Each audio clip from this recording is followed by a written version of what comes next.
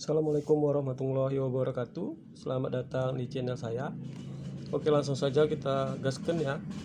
Cara mengatasi tidak bisa terkonek ke WiFi di handphone changer atau pelor lah ya.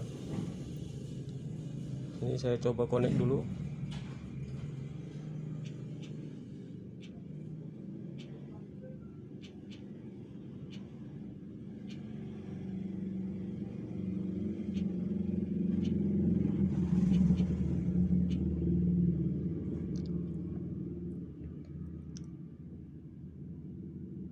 Di sini WiFi-nya tidak mau connect.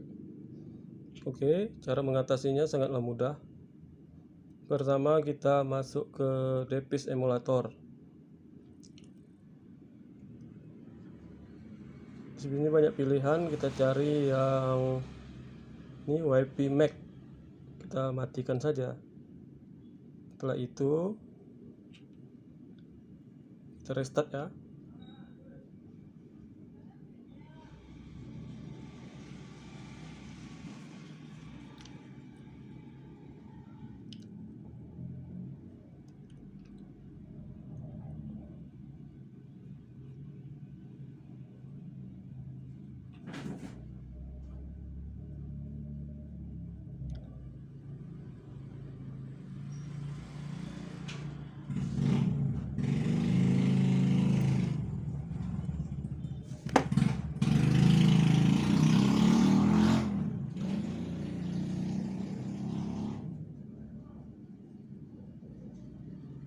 Di sini WiFi-nya sudah tersambung.